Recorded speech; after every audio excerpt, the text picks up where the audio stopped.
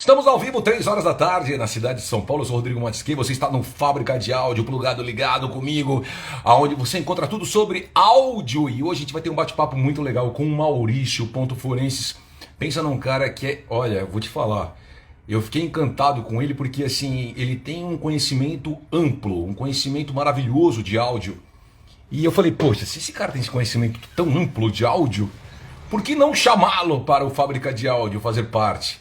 E ele daqui a pouquinho vai aparecer para vocês aí falando tudo o que ele entende sobre áudio aqui, ó. Ó, o Jaime acabou de entrar e Maurício, olha aí o Maurício Forenses aqui. Deixa eu convidar eles aqui, ó. Hein? Deixa eu convidar já. Peraí.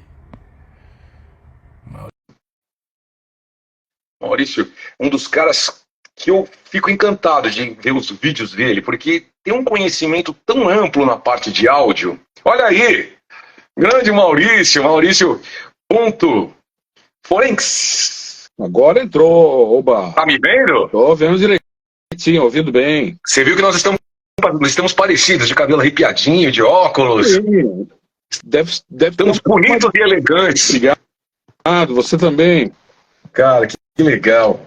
Maurício, como eu queria te conhecer, porque você é um cara, tava falando pro pessoal aqui, que você é um admirador do áudio, e eu gosto de pessoas, sabe, que admiram, tratam o áudio com carinho, e você fala das pessoas que mandam áudio para você, que você deve ser daqueles caras que deve, sabe, pega os áudios.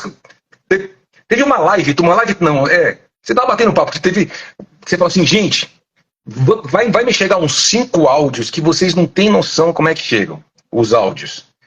O pessoal vai lá e tem, hoje em dia, com tanta tecnologia, gravadores, microfones, chega um áudio pior que o outro. Não sei o quê. Cara, é muito legal, cara. Tuas lives são maravilhosas, cara. Isso acontece com uma enorme frequência. É. Se eu disser que é menos de 90%, eu estou enganando, né? Ou seja, é muito raro receber um áudio bom. Agora, Maurício, não é que não existam áudios bons, né? Mas o que eu recebo é sempre áudio muito ruim. Numa escala de 1 a 5, imagina que 1 é ruim, mas dá para trabalhar. E 5 é bom, não é ótimo, mas é bom. nossa. É comum eu receber áudios com qualidade chegando em 1, ou seja, de menos de 1 para 1. Maurício, eu queria que você explicasse para o pessoal quem que é o Maurício de Conto, o que você trabalha, o que você faz na nossa área do áudio. Olha, eu nasci em 57 e quando eu tinha uns 8, 9 anos de idade, mais ou menos, os meus pais deram para mim, para o meu irmão, um gravador Philips cassete. Ele usava 5 pilhas médias e tinha uma única fita. Não existia na época fonte para gravador, não existia cabos para você ligar em algum outro aparelho, e ele vinha com um microfone. Um microfone de fio, né? Um fio com 1 metro. Depois eu até vou mandar foto, eu tenho esse gravador até hoje. Mas você falou que era cassete, fita cassete. Fita cassete. E aí, o que acontece? Esse gravador permitia que eu fizesse qualquer coisa. Era uma diversão. Então eu gravava minha mãe, meu pai, meu avô, minha avó, meus tios, né? Eu gravava de perto, de longe. Às vezes eu gravava eu falando, ou meu irmão falando. A gente colocava o gravador atrás de um vaso e via o que as pessoas interagiam com aquele som. O Maurício está chamando de onde? Porque era aquele gravador, era um gravador comprido, de alto-falante interno, ou seja, não existia fone de ouvido para ele, era uma coisa extremamente rudimentar, né? E aquilo foi uma brincadeira, acho que foi um dos melhores presentes que eu ganhei na vida. Que legal. Né? Porque assim, é que nem você ganhar por um violão. Só o violão em si é uma coisa, se você começa a tocar é outra coisa, né? Se você ganha um livro é uma coisa, se você lê o livro é outra coisa, né? Tem razão. Então, esse gravador, ele foi uma fábrica de emoções, fábrica de estudos, uma fábrica de, sei lá, multiplicação de neurônios, né? Isso virou um tipo de paixão, né? Aí, meu pai, ele tinha feito um curso técnico de eletrônica. Então eu comecei a mexer com rádio a válvula, isso nos 60. Que legal. Comecei a mexer com amplificador, aí tentava consertar alguma coisa elétrica que não tinha nada a ver com eletrônica. Eu vivia na Santa Ifigênia, ainda criança, né, para comprar componentes e tal. Fui robista em eletrônica durante toda a minha adolescência. Aí eu também comecei a mexer com fotografia. Eu ganhei de um primo uma câmera fotográfica com filme, né? Montei um laboratório fotográfico na minha casa. Que legal. Foi assim, uma explosão de sensações, né? E aí estudei engenharia eletrônica, né? Eu comecei a entender o princípio de como funcionava a eletrônica do áudio. Então isso foi uma soma de fatores.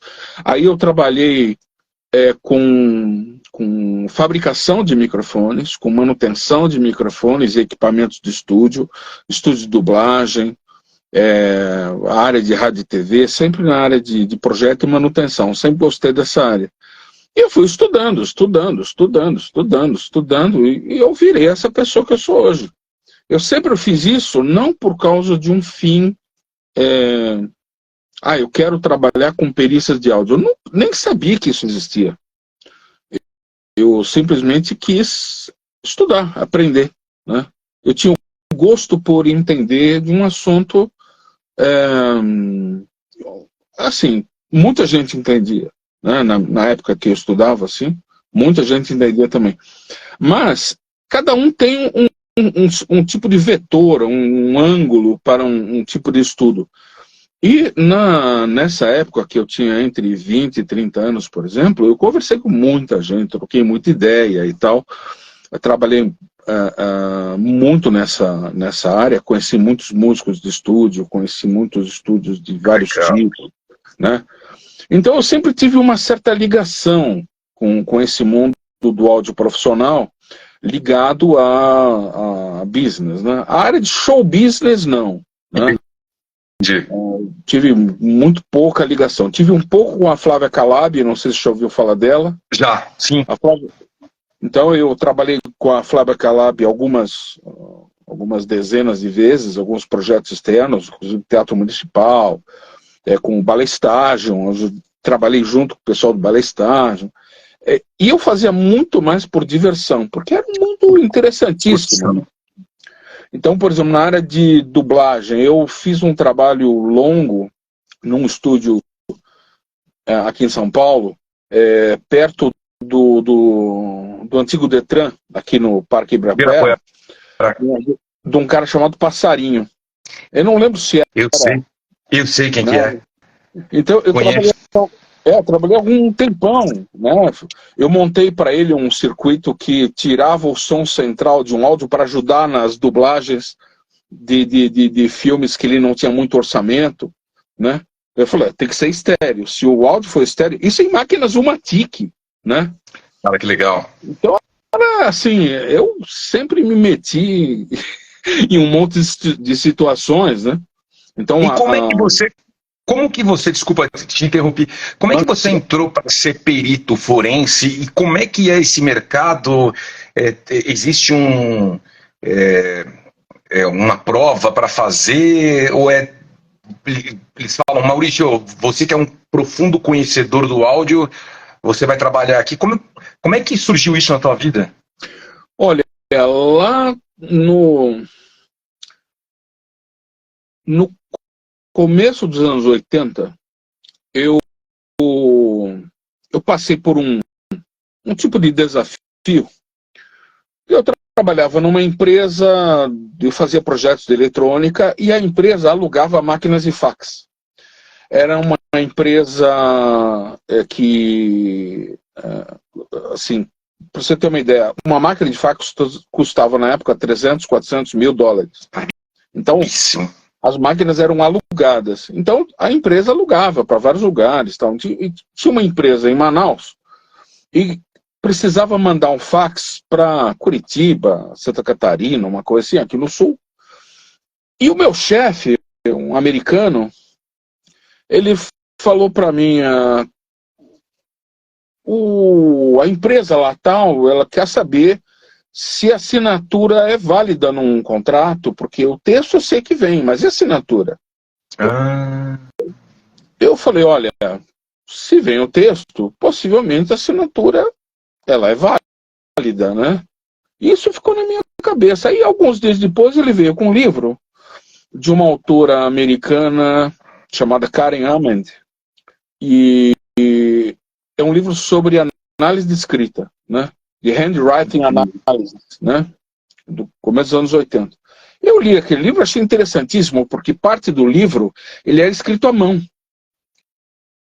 E eu achei essa área de estudo de documentos ligados à assinatura algo muito interessante. Início dos anos 80, no início dos anos 2000, isso eu li alguns livros nesses 20 anos, por gosto. Eu não tinha noção do que era isso profissionalmente. Mas eu achava a ideia de análise de texto, análise de escrita, à mão, não sei o que, eu achava interessantíssimo. Coisa legal. E aí, no começo dos anos 2000, um colega advogado falou, Maurício, você que é bamba em escrita, faz um relatório para mim de umas assinaturas. Falei, tá bom, eu faço. Não tinha a menor ideia do que era aquilo. Fiz o relatório e aí passou, sei lá, 6 meses, 1 ano, apareceu um outro trabalho ligado a uma outra coisa que eu conhecia. Depois, mais 1, 2 anos, apareceu outra coisa. Ou seja, no início dos anos 2000, nessa primeira década, isso virou hobby. Virou passatempo. Que legal. Então eu fazia um monte de coisas, assim, modo de dizer, não é que toda semana eu trabalhava na área de audiologia, tinha outros trabalhos. Nessa época eu fiz especialização na FAP, na área de telecomunicações, engenharia de telecomunicações, fiz o mestrado, não pude concluir, mas fiz mestrado na área de bioengenharia, e muito estudo, aí só que o mercado foi ficando estranho. A empresa que eu estava teve um problema lá, eu tive que sair, foi um problema financeiro sério, fui obrigado a sair. Entrei numa outra empresa que teve outro problema financeiro, fui obrigado a sair, e eu estava desolado, né? Aquela frase que me lembra assim, je suis désolé, né? Aí minha esposa virou para mim e falou, Maurício, por que você não investe no seu passatempo? Isso foi 2007, por aí, não lembro direito. Aí eu peguei uma lista telefônica, lembra? Lembro, amarela, as páginas. Né? Comecei a procurar alguma coisa sobre perícias, não sei o que e tal. E achei alguns lugares, telefonei para essas pessoas, né? E eu devo ter falado aí com umas 15, 20 pessoas. Ninguém me deu nenhuma ajuda, né? Sobre essa parede. Mas teve um cara que falou assim, Maurício, você entende bem de algum assunto? Ou se você tiver que da tua alma, teu coração, dizendo que tal coisa você conhece de verdade. Eu falei, claro que tem. Então ele falou assim, então você é um perito. Porque perito, na verdade, não é um substantivo, não é um cargo. É um adjetivo, é um cara que entende muito. Só que eu não tinha ideia do que era um processo judicial, não tinha nenhuma ideia. Aí teve uma prima da minha esposa que trabalhava na área do direito, ela me ensinou a como analisar um processo. A gente filmou um monte de etiquetas, isso aqui é a inicial, aqui é a contestação, aqui é o levantamento disso, daquilo. 5 minutos, não foi mais que isso. E de lá para cá, eu tenho corrido atrás. Fui levar currículo nas varas do João Mendes Júnior, aqui perto da Praça da Sé, em São Paulo. E por aí vai. Foi essa luta. E aí foi, assim, receber recebendo indicação aqui e ali, não tinha, essa parte de redes sociais era muito insignificante, Pequena. para anúncios. Então, eu fui correndo atrás. E aí, procurei alguns escritórios de advocacia e tal, mas assim, muito difícil, muito difícil. Mas eu nunca perdi a esperança, né? Sempre tive uma boa carga de motivação. E, por exemplo, ontem apareceram 6 clientes novos. Caramba! 6 clientes novos.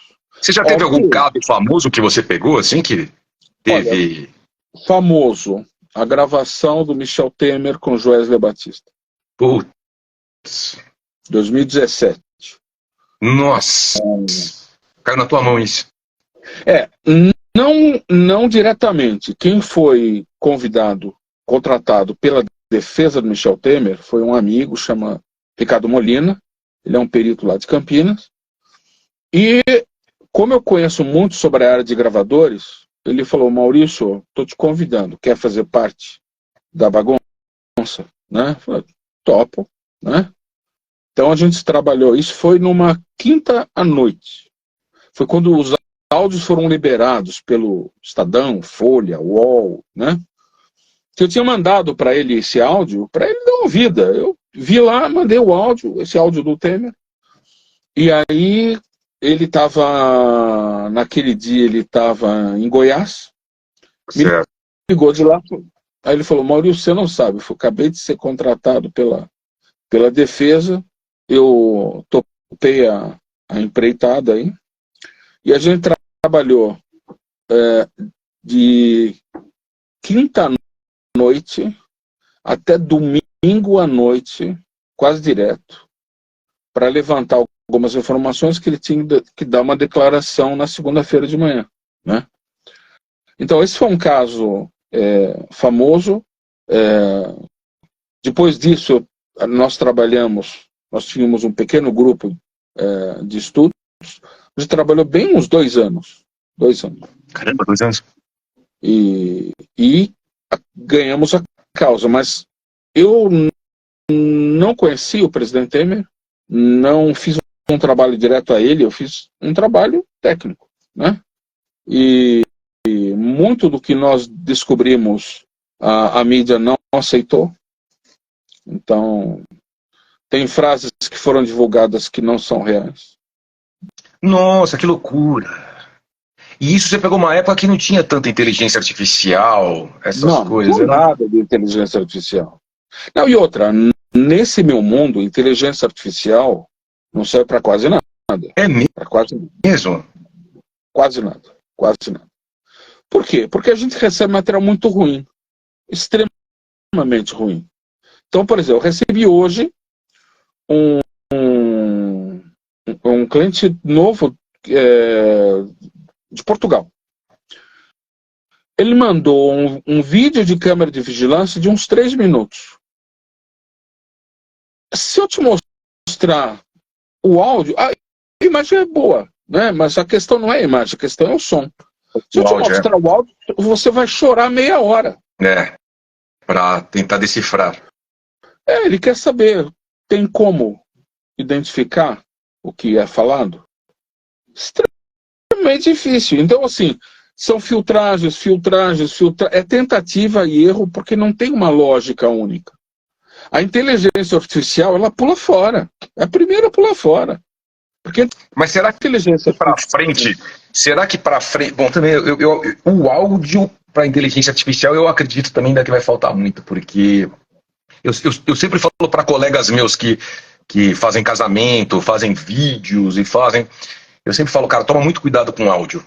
Muito cuidado, porque assim, geralmente a pessoa ela leva um gravador de áudio e um microfone e, vamos supor, 2 câmeras, 3 câmeras. Aí 3 câmeras, tudo bem, ela vai lá e cobre uma imagem, mas o áudio, cara, com um gravador, leva 2 gravadores, porque já aconteceu uma besteira comigo, Maurício. Eu fui fazer uma entrevista com o Selton Mello. E aí, 2 câmeras filmando, eu entrevistando o Selton Mello e um gravador. O que aconteceu? Aquela pressão toda de gravação, tudo. besteira, não plugou o cabo de áudio no gravador e não gravou a voz do Selton Mello. Acabou que, não teve áudio. Né? Então, sempre verificar antes, sempre meu áudio é uma coisa que você tem que verificar, dar uma olhada, ver se está com ruído, veja, porque, o áudio, para você mascarar um áudio,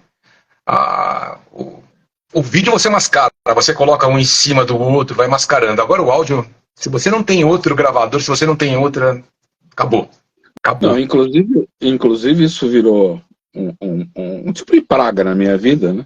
Porque às vezes eu tô rolando aí pelo Instagram e aí aparece um vídeo de alguém falando alguma coisa. Dá vontade, olha o nível de sarcasmo que eu tenho. Eu adoro ironia e sarcasmo, né? Eu não sou debochado, mas ironia e sarcasmo é de lei, né? Aparece um vídeo de alguém falando uma coisa, dá vontade. Você está vendendo alguma unidade de reverb? Se for essa, eu quero. Porque tem tanto reverb, né? A pessoa parece que está numa igreja falando. Tanta reflexão, imagina. É ridículo. É ridículo, ou seja, a pessoa não tem noção. Ela acha... Esse é um velhinho, esse é um H2 antigo, né? Tem um Zoom H2. Ele tem 20 aninhos, esse gravador.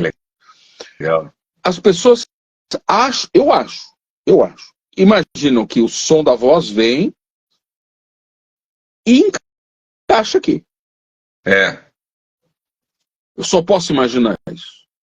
Esquecem que tem barreiras, né? Que esquecem que tem outras coisas, tem um mundo inteiro lá fora. Você tem cachorro latindo, o cachorro não vai aparecer. E tem uma outra coisa que, assim, eu também digo por falta absoluta de informação no mercado. Então, por exemplo, se você pegar um gravador, imagina um gravador de microcassete, tá? O gravador microcassete, ele é muito utilizado para ditar cartas. Quando surgiu, né? Era muito para você ditar recados para você mesmo. Então você está no carro. Pô, preciso comprar maçã. Então você pegava o gravador, comprar maçã. O microfone de praticamente todos os microcassetes, ele ficava embaixo de uma grade que lembra a frente de um carro. Sabe aquela grade da frente do carro? Aquela grade mais grossa, né? Eu sei, tipo, os Cadillacs, aquelas... Então aquela grade, né? Não é uma telinha, é uma grade. E aí, eu queria saber por que tinha aquilo. Isso era, sei lá, 15, 20 anos atrás. Eu achei num livro, eu não lembro qual livro, um livro antigo, que era uma técnica para você poder falar de perto com melhor qualidade e maior inteligibilidade. Então imagina o seguinte, esse aqui é o gravador, né? Aqui eu tenho uma grade de proteção. Esse é uma grade de proteção. O microfone está aqui dentro, né? Se eu tampar aqui, não vai mudar muita coisa. Agora, depois eu te mando uma foto, até se você quiser postar. Eu quero. Tem nas minhas imagens do meu perfil, tem. Em algum lugar lá do passado eu pus uma foto dessa, mas eu te mando uma coisa mais recente. O microfone ele fica embaixo e fica uns 4, 5 filetes de plástico e a lateral é aberta. Se você cobrir, você deixa um micro orifício para passagem do áudio. Então você fala de perto, a sensibilidade acústica do microfone cai. Então o som externo, o som da rua, quase não entra. Que interessante. Então não tinha botão para isso. Era uma coisa simples e acústica. Que a engenharia lá no passado teve essa ideia fantástica. Isso, lá nos anos 40, 30. Que legal isso. Outra coisa também interessante. Vamos imaginar que você pega um celular. Qualquer celular. O microfone, ele fica fora ou dentro? Fica dentro. Fica dentro. Por onde entra o som? Por onde entra o som? Aí que por fora, Aí tem que entrar por fora. O microfone está dentro. Tá dentro, por onde entra o som? Entra por um furo de 0,8 milímetros. Pique de tico. Uma cápsula desse tamanho. Não, a cápsula importa menos o tamanho, mas a cápsula ela fica a 90 graus e fica dentro de uma câmera. Uma câmera sonora, né? Uma câmara sonora, né? Quando você fala, por exemplo, estou aqui com o celular falando, né? Perfeito. A boca está próxima do furinho. A pressão sonora em relação ao furinho é alta. Ele consegue ultrapassar o furinho e atinge o microfone que está lá dentro. E o som da rua? Não. O som da rua não tem pressão sonora suficiente para entrar pelo furinho. Não tem a mesma pressão sonora.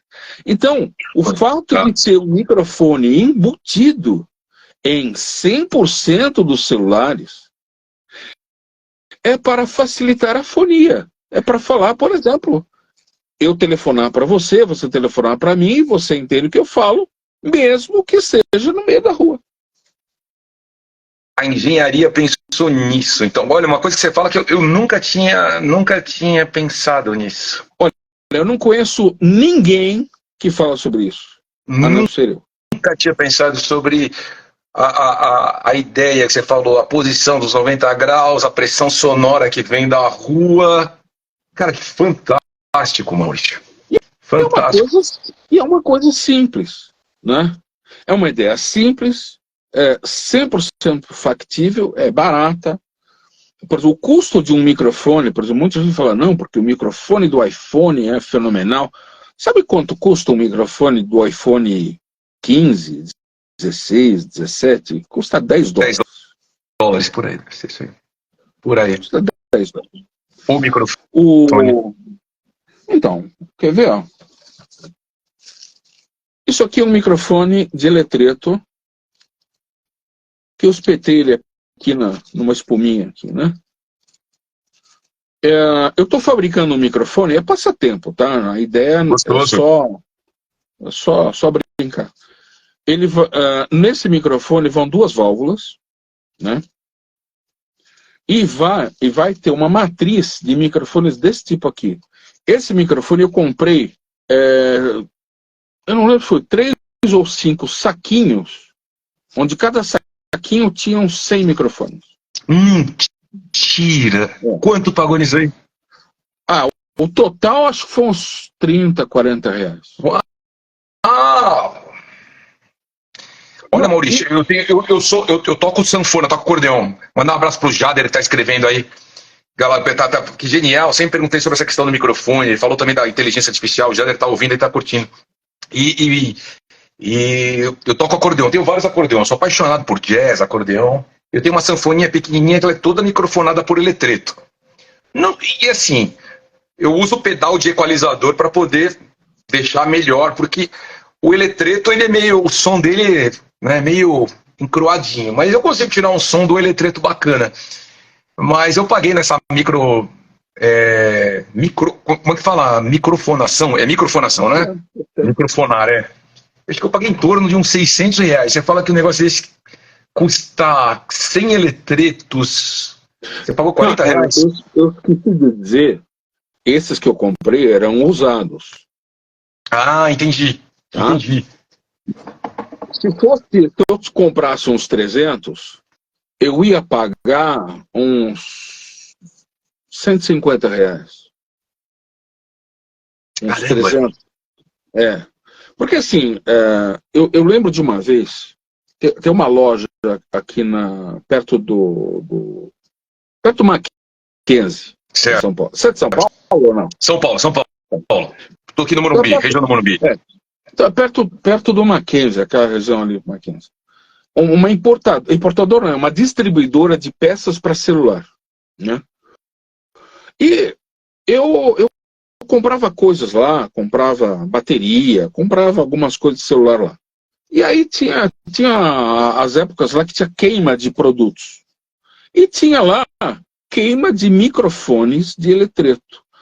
Eu não lembro se era da Nokia, sei lá, mas custava 1 centavo cada um.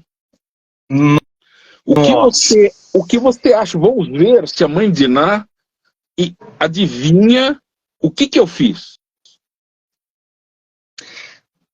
Deixa eu ver o que você aprontou com esses microfones de eletreto. Você fez um gravador. Não. Eu vi o anúncio que tinha lá. Ah, você comprou tudo. Comprou todo. Você comprou o estoque todo. Comprou todo o estoque. Não. Eu comprei um saquinho, vinha uns 200, eu acho. Né? Paguei 1 centavo cada um. Era queima, né? Queima de produtos. E esse microfone, eu ainda tenho um monte deles ainda. Né? Eu fiz, na época, microfone para um monte de coisas. Né? Ele é um microfone difícil de você usar, primeiro porque ele é muito pequeno, ele deve ter uns 5 milímetros de diâmetro, né? E ele não tem fio. Ele tem uns contatos e ele tem uma micro borrachinha que tem uns contatos, é uma borracha condutiva. Ele é feito para você instalar no celular. Você põe do jeito que ele vê, encaixa lá num lugar e ele dá contato e dane-se. E vai funcionar. E vai funcionar. E para eu fazer funcionar, o que eu faço? Eu tiro essa borrachinha e ponho uma luneta nos olhos, né?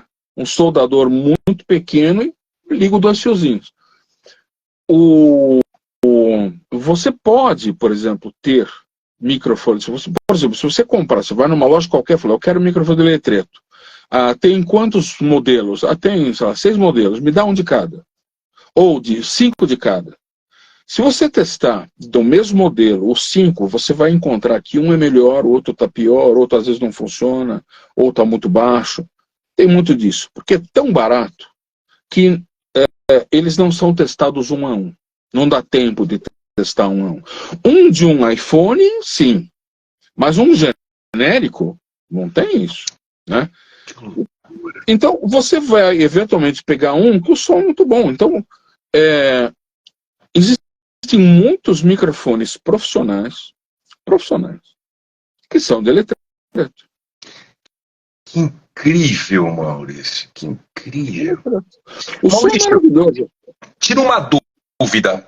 Eu lembro naquela época que tinha o Badam Palhares, que foi feito lá a perícia lá do que morreu lá, do caso do Collor lá, foi do...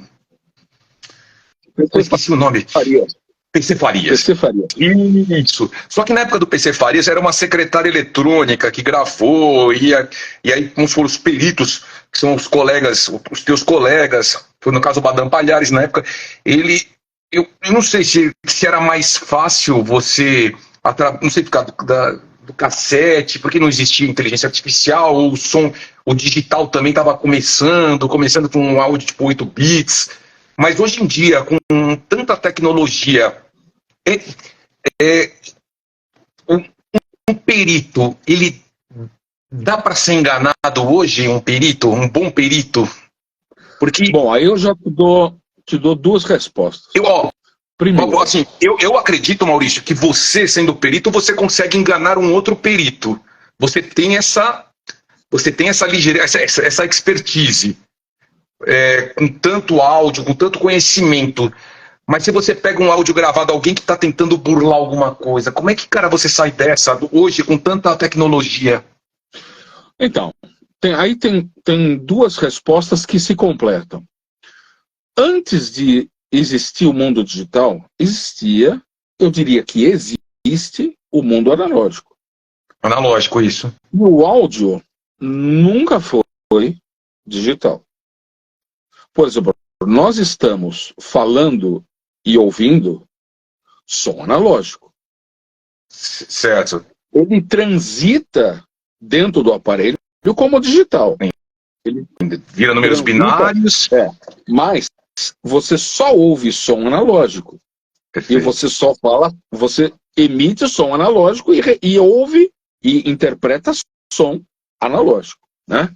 Então, por exemplo, eu tenho do meu lado aqui um rack de equipamentos, eu tenho vários compressores, equalizadores de vários tipos, analisador de espectro, tenho uns 3 ou 4 gravadores cassete, a meu dispor. A tua colega escrevendo aqui, perdão, aqui, ó. Uma colega sua. Perícia grafotécnica forense. Depende do perito, Rodrigo, da experiência dele e do conhecimento e da base do conhecimento. Sim, tua colega. Então, é importante, por exemplo, primeiro, você entender que o mundo digital é um facilitador. Mas se você não pensar de onde partiu isso, nos conceitos físicos, nos conceitos acústicos, você não sabe trabalhar. Então, primeiro, o conhecimento é absolutamente fundamental, né? E especificamente na área de áudio, é importante definir, esclarecer realmente o que é ouvir e o que é escutar. 99% dos profissionais ouvem, mas não escutam. Cara, que interessante isso. Então, por exemplo, eu peguei um trabalho ontem para fazer que eu tenho que entregar amanhã. É um áudio muito difícil. É um áudio curto, que tem 10 segundos, 11 segundos. Só ontem eu ouvi umas 300 vezes. Para você chegar no... E aí, hoje, eu vou ouvir 500. Como é que você ouve isso? Você coloca um fone de ouvido? Você... Como é que é a tua forma de você analisar? Olha, hoje eu gosto muito da liberdade de escolha, né, conforme o dia. Então, por exemplo, no meu dia a dia, eu uso um amplificador da Alesis, que é um RA100, um amplificador de certo, e um par de caixas de Monitor One da Alesis. Estão no meu teto.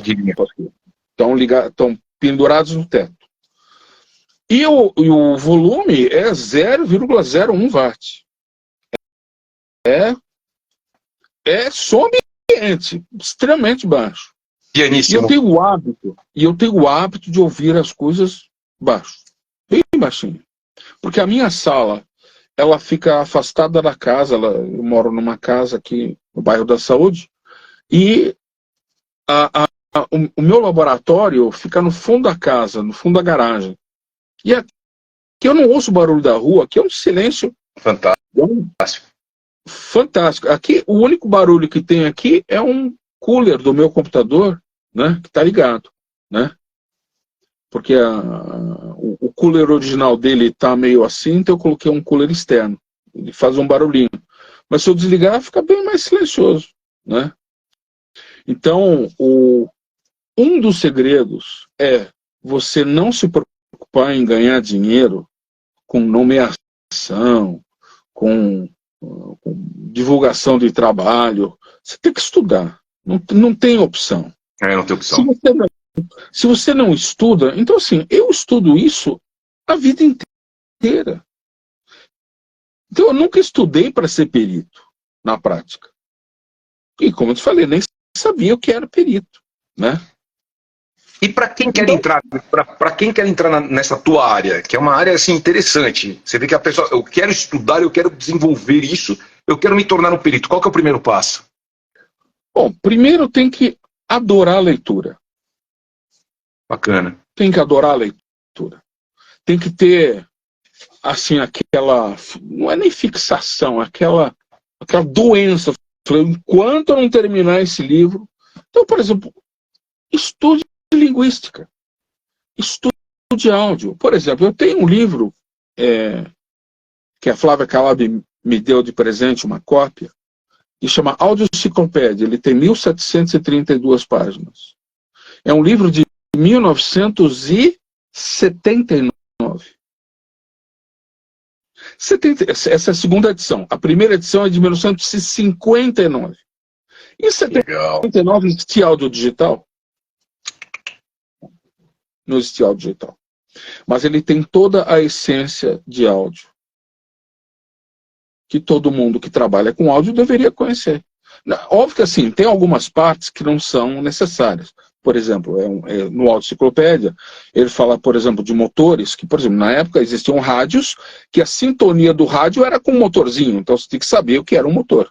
Mas você não precisa... Peraí, mas desculpa, não. Em 79, o áudio digital ele existia sim, mas não com essa... Tava com as grandes ainda, mas já estava começando o CD. Eu lembro que o primeiro sampler é de 1980 e 79, eu acho que 78. O primeiro CD foi quando a primeira bolacha, mas isso com o pessoal, assim, eu tô falando, 79 não tava na mão das pessoas.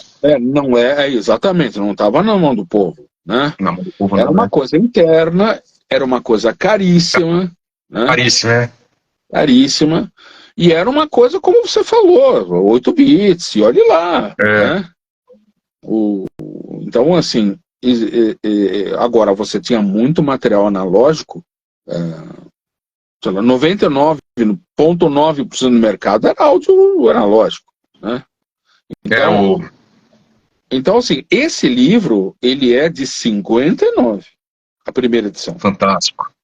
E a segunda edição, que é a que eu tenho, ela é de 79, né? Então, ele tem toda a essência. Agora, quem que vai ler?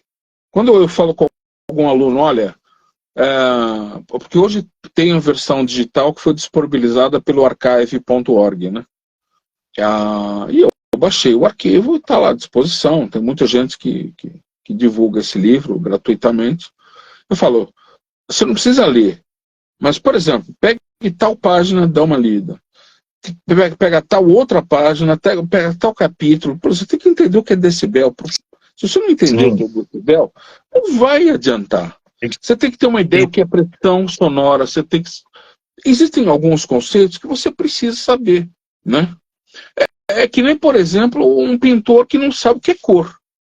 Tem razão. Que não sabe que se você misturar duas tintas, dá uma terceira cor. Se a pessoa não souber disso, e outra, a pessoa não pode parar e pensar. Isso tem que ser meio automático. Ou se você tem que escrever uma nota, você não vai pensar, bom, a letra A é assim. Não, é automático. Você escreve no escuro, debaixo d'água. Então, tem coisa que você tem que saber. Agora, as pessoas reclamam o tempo todo. Ah, mas é em inglês. Aí você fala, ok. Já teve gente que falou, Maurício, por que você não traduz o livro? Aí eu pergunto, quem vai comprar? É verdade. Quem vai comprar? Ninguém. Talvez minha esposa ou meu pai compre 2 livros. Pronto. Acabou. Então, assim, hoje o cara pega lá aquele aplicativo do Google, que é o Google Lens. O Lens ele coloca... Tira uma foto de uma página, o cara já está tudo traduzido, ele já joga no chat GPT, o cara explica, desliga no outro, o cara monta um curso em cima daquilo. E o cara tem preguiça. A facilitada, né? Tá aqui, ó, um amigo nosso que tá perguntando, vou buscar pelo livro, poderia frisar o nome dele? Chama Audio Enciclopédia, é do... peraí, deixa eu pegar aqui. Audio Enciclopédia. Harmaine, eu esqueci o sobrenome dele. Como tenho 66 anos, a memória já não é a mesma, né? Tá novão hoje. Mas é o que o Maurício falou, gente. Hoje em dia você pega o Google Lens, ele traduz para você. Se você não entendeu direito, você pede para o site GPT, me explica de uma forma para criança, cheia de analogias. Ele vai te explicar aquilo que você vai falar, meu Deus, a pesquisa está mais do que feita. Então, é o Howard Tremaine. Howard, né? H-O-W-A-R-D. Aí tem o nome do meio, que é um M. Tremaine. T-R-E-M-A-I-N-E. Eu vou baixar também. Esse livro tem alguns capítulos que eu li inteirinho. Mas não li inteiro, né? A tua amiga colocou ali, escreveu pra gente. Exatamente esse aí. Né? Robert Tremaine, ela colocou uma... É isso mesmo. É esse mesmo, exatamente esse. E eu passo o link de onde tem disponível, tem um link lá, você baixa, e é um livro fantástico. Agora, tem gente que fala, mas não tem nada de áudio digital. Aí você fala o quê? Pô, a pessoa está cavando desculpa para não ler. Entendi. Porque toda a ciência, toda a física, ela não dá bola, se é áudio digital, se é analógico. A física é a física. Outro material que é importantíssimo na minha área, porque o número de exames que eu faço em áudios, somente áudio para saber alguma coisa sobre o áudio, é pequeno. A maioria tem voz. E aí o que você tem que fazer? Você tem que ir atrás de informação sobre voz. E voz é o que, na essência? A voz, você tem o som da voz, que é ligado à área de fonética. Lembrando que existe uma área da fonética ligada à linguagem. Então, por exemplo, existem professores de português que dão aula de fonética, né? Que é dígrafo, que é hiato, não sei, né? Sim. Mas existe o outro lado, que é um lado onde você consegue fazer algumas medidas. Medida de frequência, medida de tempo, medida de harmônicos. Então, eu estudo fonética desde os anos 80. Agora, legal. Por quê? Porque eu trabalhei numa outra empresa, que era uma empresa de um professor meu do Mackenzie, me convidou. Eu trabalhava na área de desenvolvimento de um psofômetro, que é um analisador de ruído em linha telefônica. Era para a Telesp. Trabalhei nessa empresa uns 3 anos, por aí, 3 anos e pouco. Desenvolvimento desse psofômetro. Ele analisava ruído em linha telefônica, a condição da linha telefônica. Muito bem. E essa empresa, ela representava a K-Elemetrics, que é uma empresa americana, no Brasil. Então, tinha universidades que compravam aparelhos da K-Elemetrics, e essa empresa que eu trabalhava, ela fazia a proposta, a questão ligada à importação, exportação, coisas assim, dessa área. E a instalação era um problema, né? Porque era ligado em um computador com DOS. Nossa, antigão. E estou falando isso em 84, Tela 85. Verde. Tela verde. Não existia HD, só existia unidade de disquete. Né? Disquete de papelão desse tamanho. Né?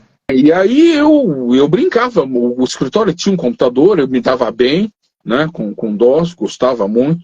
O manual do psofômetro foi um dos primeiros textos que eu escrevi na vida em computador, né, num Word 2.1 para DOS, né.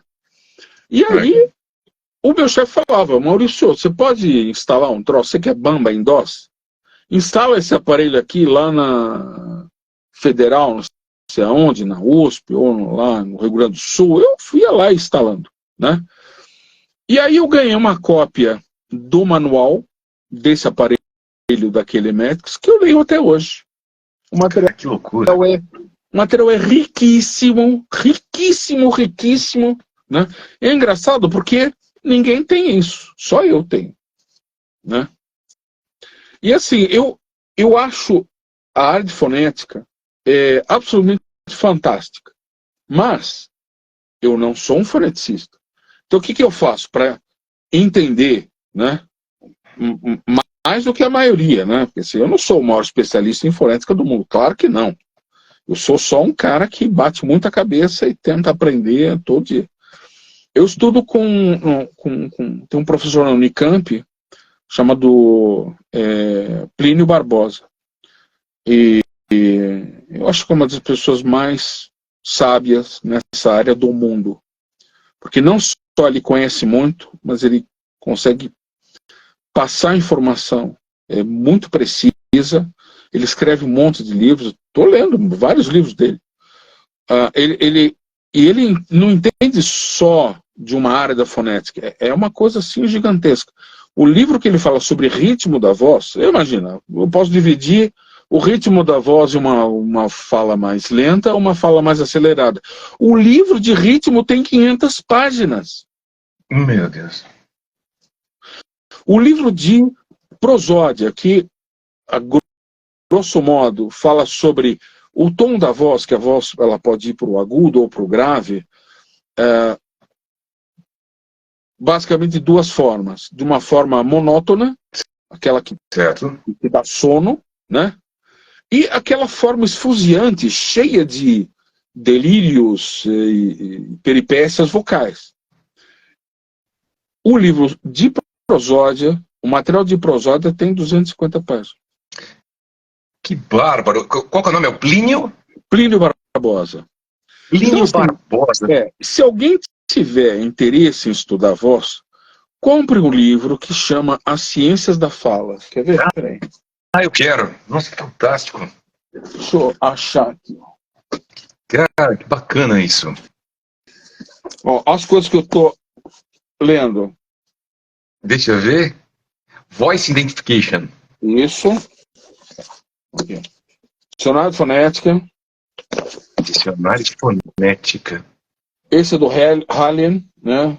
Que é um Forensic Identification. Parece que eu já chego no livro. Ó. Mas você é muito culto, Maurício. A forma de você falar, você nota que você tem cultura, você tem ciência da voz. É do Johann Sandberg, que é um professor lá do KTH, lá do norte da Europa, né? Isso é ciências da voz. O do Plínio é ciências da fala. Ó, esse é um prosódia muito legal, né? E ó, ciências da fala. Esse livro, Ciências da Fala do Plínio. Aqui ele fala um pouco de todas as ciências da fala. Ele fala o que é prosódia, ele fala o que é ritmo, ele fala o que é fonologia. Esse livro é fininho, bem fininho. Eu tenho que pegar um livro desse. Né? Aí eu tenho aqui, ó, na pilha, semântica. Análise fonética forense. Plínio está aqui no meio. Fonética acústica da Thaís. E que legal. Eu tenho uma pilha de mais uns 30 livros lá, que eu uso como consulta, e fantástico. Quando dá tempo eu dou uma lida, né? Entre um banho e outro, eu dou uma sapeada. Porque assim, tem que divertir.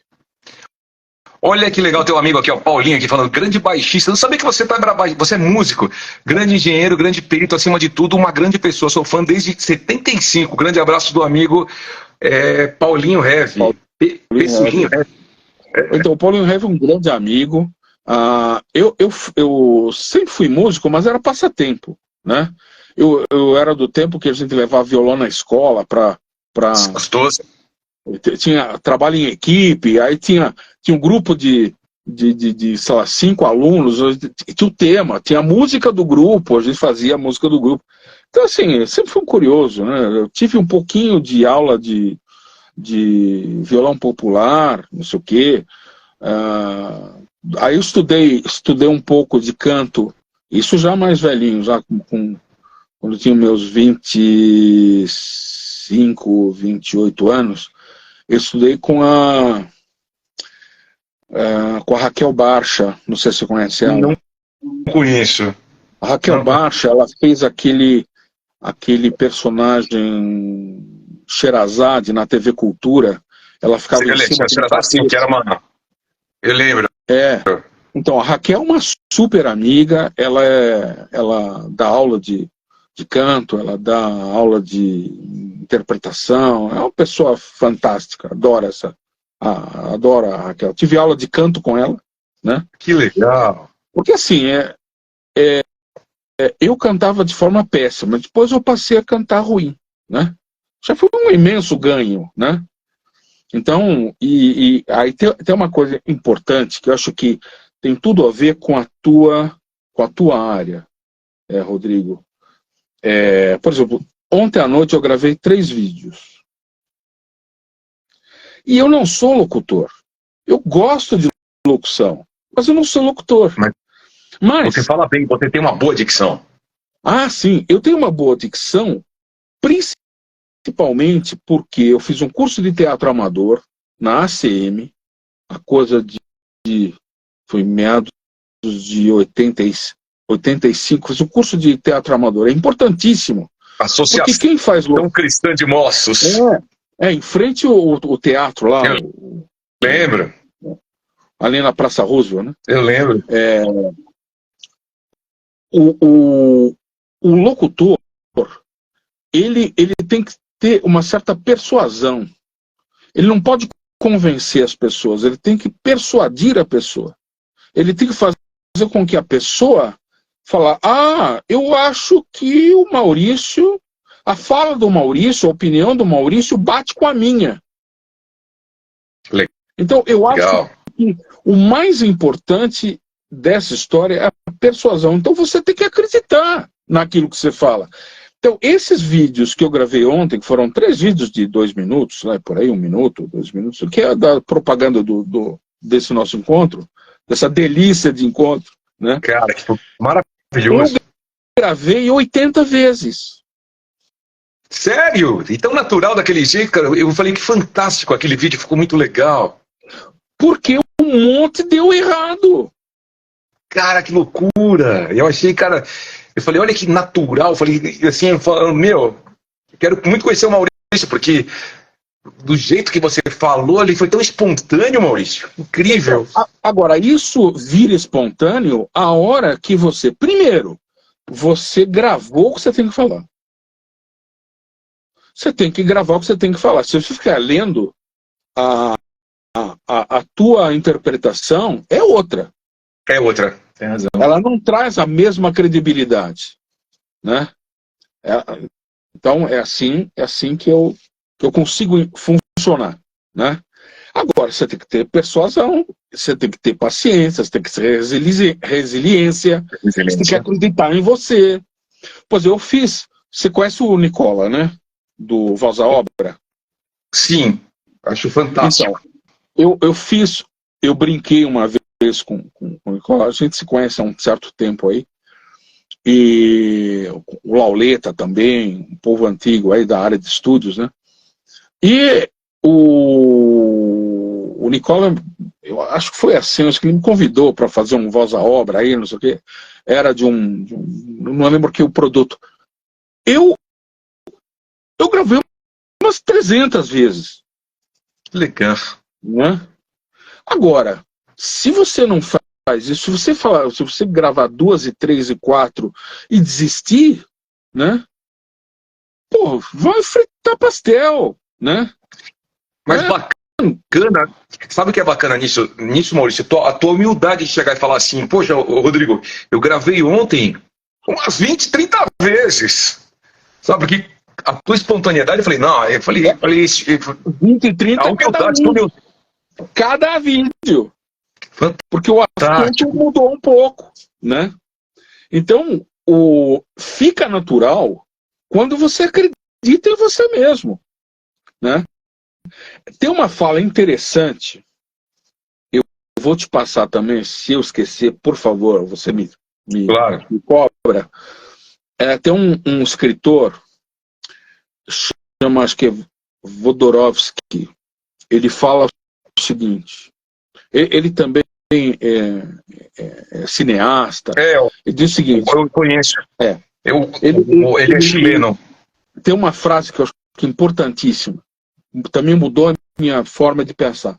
Aquilo que você pensa, aquilo que você produz aqui dentro e você fala, e aquilo que o sujeito ouve, interpreta e entende, entre um e outro existe um abismo.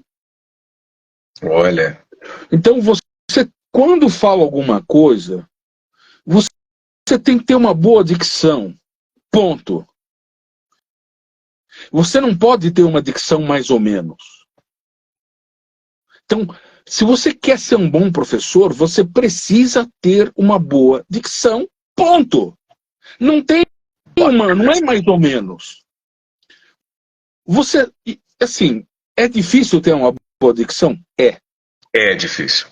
Sabe aquele o personagem do cinema, o ET? Sim. O ET é um boneco. Sabe quem faz a voz do ET? Quem fez a voz dele? É. Um sintetizador? Não, quem fazia a voz do ET era uma professora de dicção de 80 anos de idade. Uau! Que legal. Então assim, imagina o cara bolando isso. Não, tem que ser uma voz diferente, mas a voz tem que ser inteligível. Inteligível. Então, eu brigo por inteligibilidade. E não só isso. Tem gente que fala, você dá aula? Eu falei, não, eu não dou aula. Mas como? Você não é professor? Não, eu faço as pessoas entenderem. Que legal. Você falou do Rodorovsky. Ele é chileno, com nome russo, diretor de cinema. Não sei se é Jodorowsky, Rodorovsky, com J. Rodorovsky. E, então, assim, essas coisas mudaram a minha forma de pensar. Né? E é uma frase simples. Se você procurar frases dele, tem um monte. Algumas são interessantes, outras são mais ou menos. Mas essa frase, para mim, ela é extremamente marcante. Né? Fantástico. Porque é um monte de processo. Se você pensa alguma coisa, se você pudesse plugar um cabo USB aqui e outro na cabeça de quem está lá e transferisse a ideia, a intenção, né? Mas isso ainda não é possível, né? Pode ser que um dia seja, mas hoje não é. Então você é obrigado a pensar, na hora de arquitetar o que é falado, você tem que, antes disso, você, na hora de vai falar, você fala, eu preciso falar de uma forma que a outra pessoa entenda. A pessoa entenda o que é falado. Não entender exatamente a ideia. A ideia é lá para frente ainda. Né? Entendi. Então eu tenho mania, eu tenho uma fixação com isso. Né? Então daí, por exemplo, uma coisa recente, eu adquiri esse brinquedinho aqui. Eu vi esse brinquedinho que você falou, você falou que é uma réplica do Neumann? É uma réplica do TLM-103 da Neumann, né? E o som é delícia. E por que você comprou ele? Qual a finalidade? É que assim, a história é longa, né? Mas eu uso no meu dia a dia um B2 Pro da Behringer. Acho maravilhoso. Maravilhoso. Então, eu tenho, acho maravilhoso. Eu tenho também duas lapelas ECM44B. Apaixonado por áudio. Apaixonado por áudio. Né? Eu tenho... Peraí. Que legal. Olha que bonitinho. Deixa eu ver, peraí, qual que é esse aí? Esse é o Roland. Esse é um Roland. Né? Eu nem sabia que a Roland... Não, a Roland faz microfone, sim. Nossa, pra mim, mas eu não... Incrível. Esse é maravilhoso. É o... Nossa. Esse você não vai... Esse é maravilhoso. Esse é maravilhoso. Esse é um TEAC. É um TEAC? Vira ele pra mim, deixa eu ver. Olha aqui. Esse é um TEAC. Ele não está funcionando. Eu vou fazer ele funcionar. Olha. Tenho também... Pô, tem um monte aqui. Maurício apaixonado. Um SM57. Não é 57. Ele foi reparado pelo Luiz, da Casa do Microfone. Infelizmente o Luiz faleceu. E hoje só o sócio dele, que é o Álvaro, trabalha lá no centro da cidade. Chama Casa do Microfone. Então eles são especializados. Eu não conheço gente melhor para trabalhar com dinâmico do que eles. Dinâmico e ribbon. Né? Então assim, eu gosto muito, inclusive, bom, já que deixa eu ver essas conexões maravilhosas aí. Cara, que legal. Pura, mas você não sabia que você tinha tanto microfone assim, mas é... Ah, meu Deus do céu. Esse é de fita. Não, esse é dinâmico. Dinâmico. Uau! Cara, que lindo, meu. Nossa, que lindo. Uau, de que ano que esse microfone é? 1940. Uau, que lindo, Maurício, que lindo. Tudo, e esse tá tudo funcionando? Quase tudo. Que fantástico, Maurício. Uau, vira, deixa eu ver. Nossa, que microfone é esse? Esse é um STC. São Que ano? STC Ribbon e dinâmico. De fita e dinâmico. Ele tem aqui atrás, ele tem uma chavinha que você escolhe se você quer ribbon, se você quer dinâmico e se você quer os dois. Uau! Que microfone lindo! Meu, que microfone é esse? Shure. É um Shure? Nossa, que incrível! Cara, mas de que ano que esse microfone... Isso deve ser de 60 e pouco. Por aí. Espetacular, espetacular. Ó, o Marcelo, o Six é o aluno aqui nosso. Espetacular esses microfones. Você é louco. É uma coleção maravilhosa. Eu tive vários Neumann, eu tive Sennheiser, né? Assim, alguns eu fiz rolo, né? Troquei, vendi, comprei. Muita coisa antiga, né? Então, assim, o meu B2... Que acervo, pessoal. Cara, que acervo. Então, o meu B2, ele começou a dar um outro probleminha. Então, eu falei, puxa vida, se o meu B2 falhar, eu vou ter um problema, né? Porque tem que parar para tentar arrumar. Às vezes você não acha componente fácil, né? Então, pintou uma oportunidade aí, um colega, um cliente precisava me pagar um dinheiro. E ele falou, Maurício, eu te pago uma coisa, não sei o que você tem interesse? Aí surgiu o assunto microfone e comprei de um colega da... Que legal! Fantástico, Maurício. Então, esse TLM eu paguei em torno de R$500. Foi 500 o TLM? Mas se você for lá no AliExpress, você acha por 300. Mas ele funciona bem? Tem uma qualidade boa? O Neumann é indiscutível. Não, assim... Você que entende de áudio, deve funcionar perfeito, deve ser muito bom. O que me marcou é que, se você compara o som dos dois, por exemplo, a pessoa que me vendeu o microfone, ele faz dublagens. Dublagens não, faz locução. Locutor, esqueci o nome dele agora. E ele fez um vídeo mostrando a comparação de um TLM original da Neumann e esse aqui. Só para explicar para o pessoal que não conhece, o Neumann é uma marca, uma marca das mais conceituadas de microfones, assim, e mais caras. Roberto Carlos usa um Neumann no show.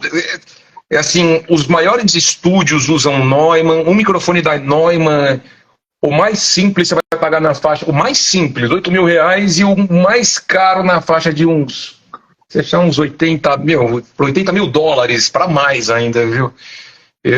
Tem um que eu uso lá que custa R$50.000, até medo de pegar nele, porque é um microfone assim que é fantástico. É um microfone maravilhoso. O TLM é um microfone mais barato, porque TLM é uma série que, inclusive, TLM é uma sigla, é Transformer-Less Microphone, ou seja, é um microfone sem transformador de saída.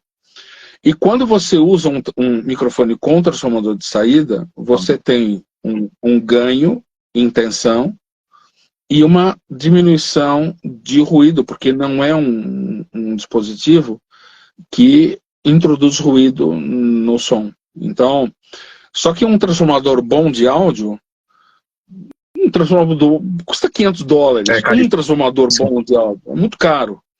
Então, os caras, para baratear, fazem um microfone sem transformador.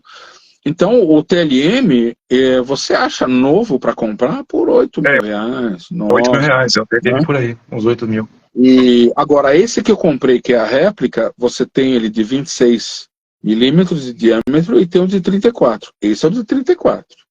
E ele vem com o loginho da Neumann também? Ele vem com... Não. Eu ouvi falar que vendiam com o logo da Neumann. Não, ele tem um logo, sei lá, uma coisinha vermelha, mas não é nem parecido com o Neumann. Não, e outra, não gosto de enganar, né? Ele é chamado de TLM-103, é um microfone chinês, e o som é parecido? É parecido, mas certamente não é igual, né?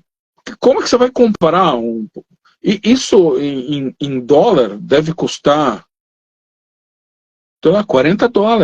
$40. Barato. R$400, 200 e poucos reais.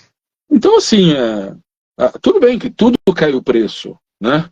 Mas você não pode comparar. É a mesma coisa você comprar um carro, sei lá, da Volks, da GM, da Ford, e comparar com uma Maserati, né? Claro. Não tem uma Ferrari, né? Então, o Neumann, ele é um microfone que ele estaria num grau similar a uma Ferrari. Agora, não é o microfone mais caro do mundo. Os mais caros do mundo são os BK, né? Os BKs, eles são... Eu nunca peguei na minha mão um BK, ainda não... Não, eu tive uma experiência interessante. Eu estava fazendo manutenção num estúdio na Avenida Ibirapuera, pertinho do parque. Pertinho do Parque Ibirapuera. Era um estúdio pequeno e nem lembro que trabalho que eu estava fazendo lá. Acho que era alinhar gravador. Eu alinhava gravadores de fita, né? Olha que legal. Gravadores, gravador multicanal e tal. E eles estavam gravando o Azimuth, né, que tinha? Tinha Azimuth, uma série de coisas assim, calibrar nível. Eles estavam gravando um disco de um velhinho, não sei o que, Sargento, uma coisa assim. Era música brasileira.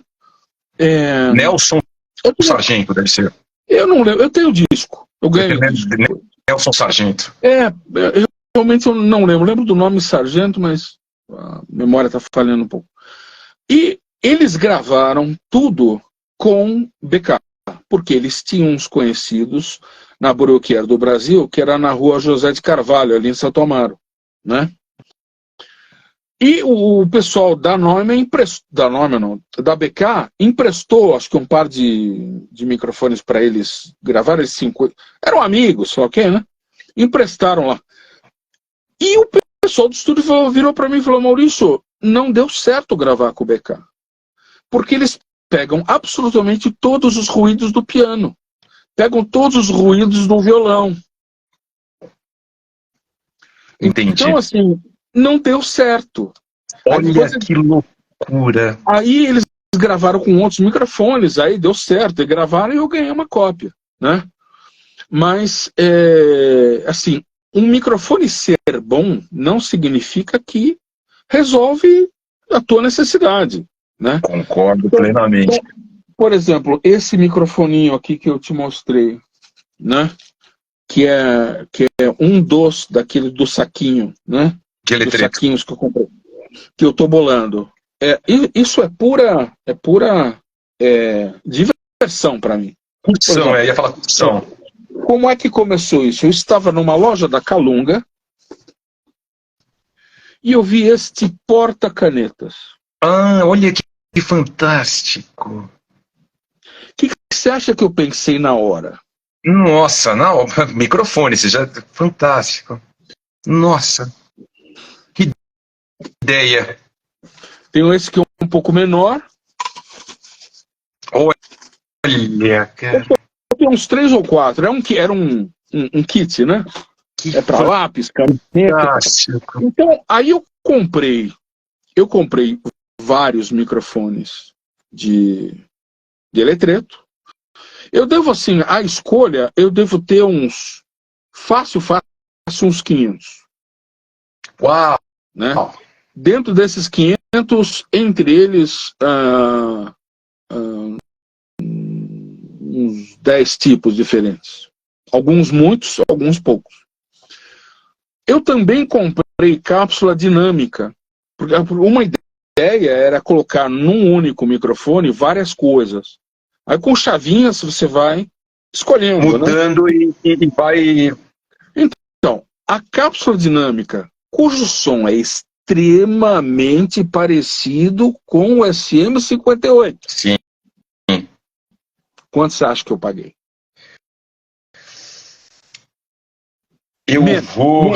Menos. Eu vou, tá, vai, então vamos lá, vamos, R$40. Um pouco menos. Oi? 40, quarentão. 20 reais. E é parecido com a SM58 da Shure, tem essas similaridades. É extremamente parecido. Que incrível! Então, eu vou colocar nesse mesmo encapsulamento, eu vou colocar 2 válvulas. Eu achei um cara que estava vendendo umas válvulas russas dos anos 60. Você vai colocar uma válvula... Eu vou colocar 2 válvulas, cada válvula é dupla. Então, uma vai funcionar como pré, e a outra válvula vai funcionar como um circuito de equalização baxandal. Vai ter um controle de grave, médio e agudo no microfone. Uau! O transformador eu já tenho. Eu tenho, na época que eu consertava equipamentos e tal, apareceu para eu comprar um transformador de áudio de altíssima precisão, que era usado em mesas profissionais. Eu acabei comprando, que era um microfone que tinha um terminal quebrado. Falei, eu compro. Eu paguei, acho que na época, uns $200, pra você ter uma noção, né? E é um microfone, um transformador absolutamente perfeito. Ele é linear até perto de 30 kHz. É absolutamente maravilhoso. Que legal. Então, vou colocar eu acho que deve ser o teu irmão, que eu não tô conseguindo enxergar aqui, Marcos de Cunto. Tá fazendo sensacional. É meu irmão. Meu irmão. Que legal. Então, esse transformador, vou incorporar isso aí. Então, os microfones de letreto, você está pensando, não, vou colocar um. Não, eu vou fazer uma matriz. A ideia é fazer uma matriz de 5x5. Que legal. Uma interligação, né? Que estou pensando em fazer série paralela. Eu já vi alguns trabalhos, pessoal colocando microfones em paralelo, e eu estou com uma ideia de fazer também em série, para fazer teste. A ideia é assim, se o ruído não for lá, aquelas coisas assim, se o som não for lá, não importa. O interessante é se divertir, né? E tudo vai ficar dentro dessa coisa aqui. Então você vai ver as válvulas, as cápsulas, tudo aqui dentro. Vai ficar lindo. Né? A válvula acesa, tudo isso vai ficar lindo. Então, e aí você sabe que a coisa... de conexão, tudo, né? Você sabe que a coisa... Eu falo isso para meus alunos, acho muito engraçado, porque assim, o homem, ele sempre sonhou em ter microfones e cabos que você... o som fosse o mais cristal, o mais puro, o mais perfeito, sem ruído, sem som de válvula, sem nada. Quando o homem chega nessa perfeição, aí ele começa a criar softwares e plugins para voltar a ter aqueles sons, ter aquelas cores de áudio, ter aqueles ruídos, aqueles chiadinhos. Não é louco isso? Não, é incrível. Então vale tudo. Eu acho que o áudio, a experiência do áudio vale tudo.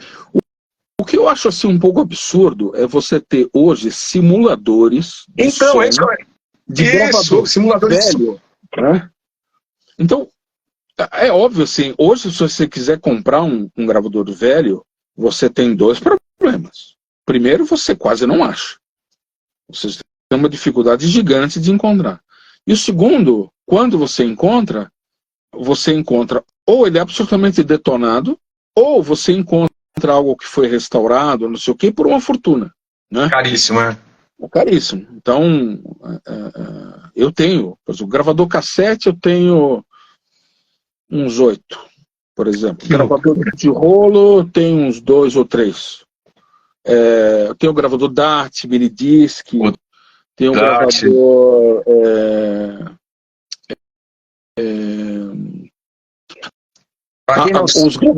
os gravadores de rolo é tudo... A DAT era uma fitinha pequenininha, ela surge década de 90, por aí, acho que final de 80, mas década de 90, o DAT você gravava de forma digital. O minidisc já seria o DAT de uma forma, como se fosse um disquete de computador, assim, que era... Você comprava, tem até carros que tinham minidisc, que o pessoal tinha essa coisa. Eu acho o som dos dois, tanto do DAT como do minidisc, o som é uma delícia. Mas, por exemplo, quando arrebenta a fita DAT, você tem um grande problema, né? Soldado não vai... É conhecido como os tecnossauros, isso. Então... por exemplo, estava conversando uma vez com um colega, ele conhece muito de acústica, ele faz restauração de vinil para as grandes empresas do mundo, né? O cara é muito bom, eu não estou tentando lembrar o nome dele, fugiu o nome dele, chama Marcos Abreu. Marcos Abreu. E ele me falou uma coisa: Maurício, nós estamos num problema muito sério. Nós temos muito disquete, muito DAT, muito cassete, muito rolo e não temos quase gravadores. Não temos os reprodutores, né? Que loucura. Então, o que adianta, por exemplo... Uma vez eu conversei com um cara, ele mantinha o acervo da ONU de áudios. Ele deu uma palestra num estúdio aqui era perto da Doutor Arnaldo. Um estúdio bacana, que eles dão cursos, eu esqueci o nome um estúdio famoso até. Eles deram uma palestra lá, uma palestra gratuita, eu fui lá, foi o meu filho. E o cara dizia para mim o seguinte: todo o acervo eles mantêm no analógico. E eles tiram uma cópia no digital, porque o digital é prático, mas o digital pifa. E o analógico não pifa. Que loucura. Então, por exemplo, aqui, ó, eu tenho...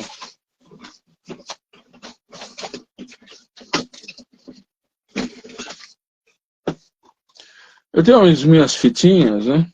As cassetes, que legal. Eu tenho umas 500 fitas. Né? Fita cassete. Fita cassete. Mas, para reproduzir, eu tenho que ter os gravadores. Mas você falou que tem quantos gravadores? Tem uns 6 gravadores cassetes? Eu tenho uns 8 gravadores, mas funcionando 3. Funcionando 3. E você sabe mexer, regular o azimuth, tudo isso deles? Ainda não? Isso é o de menos, porque se você usa regularmente, o azimuth praticamente não sai do lugar. O grande problema é quando tem componentes que pifa, por exemplo, um canal pifa, um canal o som é mais baixo, ou uma correia começou a patinar e não puxa a fita direito.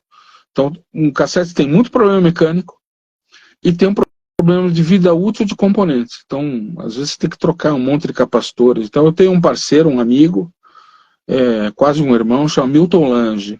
O cara é o papa dos Milton Lange, né? Ele é o papa o pessoal faz som direto, que grava filme, grava cinema, só conserta com ele, né? Que legal, hein? Então o Milton, eu devo ter uma meia dúzia de equipamentos lá com ele para manutenção, eu preciso até ligar para ele. Os gravadores Nagras e... ele conserta esses... Só que hoje ele conserta muito mais os equipamentos puramente eletrônicos, né? Sim. Mas ele mexe com... Se mandar um Nagra para ele, ou um Stellavox, por exemplo, ele sabe consertar como ninguém. Né? Então, hoje eu já não tenho essa paciência, a vista já não ajuda muito, né? Minha vista também. Mas assim, e toda essa bagagem que eu tive na vida ajuda no meu dia a dia. Claro. Né? Claro. Porque quando aparece, por exemplo, apareceu esse trabalho hoje cedo, daquele vídeo que o som é horroroso. Eu posso ouvir um material no meu celular, eu pego o celular, ponho aqui de lado, assim, ele tem um falantezinho embaixo, eu ponho aqui, eu já sei se dá para fazer alguma coisa ou não dá para fazer alguma coisa. Ou seja, se dá para fazer milagre, não. Porque assim, tem situações que eu preciso responder rápido. O cliente tem urgência e fala, escuta, desiste. Desiste. Não dá. Tá. Por exemplo, existe hoje, é até interessante, lembrei de uma coisa importante. Hoje existe um tipo de doença causada por gravadores. Por exemplo, se você pega um gravador como esse aqui é um pendrive, mas ele é um gravador. É um gravador dentro de um pendrive. Né? Eu paguei isso aqui na época, eu comprei isso aqui em 2017 para fazer testes, aquele áudio do Temer, do Joesley lá. Né? Certo. Nós compramos uma série de gravadores para testar, porque eu precisava desmontar para saber se batia o tipo de chip com que gravava o áudio que o Joesley gravou. Né? Esse tem um microfone dentro dele, então. É um microfone, você aperta, ele grava, e depois você despeja a gravação através do pendrive mesmo. Exatamente. Então ele tem um furinho em algum lugar aqui, você liga ele começa a gravar. A inteligibilidade é boa, é muito boa. Ele tem um ganho altíssimo, então você consegue gravar um som que está um pouco distante. Ele é um pouco... Ele gera uma distorção um pouco notável, assim, no áudio, né? Entendi. Eu chutaria aí uns 10, 15% de distorção harmônica, né? O som fica levemente rouco, mas isso não atrapalha na inteligibilidade. Eu tenho outros que a qualidade sonora é um pouquinho melhor, não tem tanta sensibilidade. Agora, existe uma doença chamada gravador espião. Se você compra um gravador espião, tem um que é uma caneta, né? Sim. Faz de conta que, isso é uma lapiseira, mas faz de conta que é o gravador espião, tem um que é no formato de uma caneta. Então você põe aqui, né? Ele grava o áudio e filma. Então ele tem nesse lugarzinho aqui um furinho e é uma câmera. Então você está numa reunião, por exemplo, ele está gravando áudio e vídeo. Só que a imagem, se você ficar absolutamente parado, a imagem é ruim. Mas você identifica as pessoas, se você está parado. Se você faz isso daqui, esquece. Porque ele tem um lag time, ele tem um delay, né? Que para a imagem estabilizar de novo, né, você tem que ficar parado durante uns 5 segundos, aí a imagem estabiliza. Então, se a pessoa está andando, esquece. Né? Não vai ficar legal. O áudio é o grande problema. Ele tem um codec, então para quem está ouvindo a gente e não sabe o que é um codec, é um código, um código digital que identifica o formato de áudio. Então, por exemplo, o codec MP3, formato MP3. Né? Se você tiver um dispositivo que não sabe o que é MP3, você joga um arquivo lá, ele não toca. Ele não sabe o que é. Então, codec é uma junção de que é codificador, e DEC, que é decodificador. Então, um arquivo ele é convertido via conversor, via codificador, depois decodificado para poder ser entendido, ser interpretado. E os caras usam um tipo de codec que é tão ordinário, porque ele gera arquivos minúsculos, em bytes. Então o que acontece? Digamos que você está falando de perto, faz conta que o gravador está aqui, você está falando de perto. Ele vê, o som é alto, então ele digitaliza e grava, e o som é bem razoável, é normal. Né? Você vai afastando, o que acontece com a intensidade do som? A intensidade vai diminuindo. Então ele tem um troço lá dentro que é uma coisa assassina. Quando chega a um certo ponto, ele desliga o som. Porque na cabeça do cara que desenvolve, fala, não, esse ruído, esse som muito baixo, é ruído ambiente, então eu não quero. Né? Olha. E não só isso, o desenvolvedor se preocupa com um chiadinho. Ele falou, não, eu vou fazer um filtro passa-baixos e esse chiadinho... Ele criou um noise gate. É um tipo de noise gate. Eu não hesitei. Então o que acontece? O som fica... Fica uma coisa desse tipo, e ainda, quando o som é muito baixo, e ele ainda grava, ele aparece umas coisas do tipo... que lembra uma pessoa sussurrando. Jesus, amado. E aí, um marido desconfiado da esposa, uma esposa desconfiada do marido, põe para gravar o negócio, e óbvio, a pessoa vai usar um celular que usa esses codecs assassinos, né? Entendi. E aí a pessoa acha que o marido ou a esposa estão sussurrando para alguém. Entendi, que loucura. O ano passado eu recebi perto de 60 clientes com este problema. Me mandaram gravações, que o problema não era a traição, o problema era o codec. O problema era o gravador. Que as pessoas achavam que que estava sendo sussurrando. Loucura. É uma loucura. É uma o codec loucura. vagabundo, cara, que coisa incrível. É a doença. Esse ano foi menos, mas o ano passado foi em torno de 60. Eu cheguei, acho que, contar, né? Você ouve os áudios, né? Você tem um bom ouvido, com certeza. Você fala, pô, aqui tem é um ruído estranho, é um ruído meio eletrônico, né? Lembra um sussurro? Fala, lembra, mas não é um sussurro, né? Porque é uma coisa que às vezes é meio cíclica, às vezes muda um pouco o timbre, mas não é sussurro, né? Só que o sujeito que é desavisado, que está passando por um período difícil, ele não vai mais. Para o cara chegar ao ponto de comprar um gravador e comprar um negócio, ele está desconfiado. Se ele está lá, fica mais louco, mais doente ainda. Ele vai na cabeça dele e já está... Para quem precisa gravar, compre um dessa marca aqui, que é a Zoom. Maravilhoso. Esse que você não vai achar para comprar. Mas tem um que chama H1N. Ele custa 700, 800 reais. O dólar tá barato. H1N da Zoom. É um gravador desse tamanho, maravilhoso. O microfone fica do lado de fora, né? Ele grava de forma esplendorosa. Eu quase comprei 1000 vezes esse gravador. É que eu tenho tantos, chega na minha cabeça e fala, Maurício, sossego facho. Para de comprar gravador.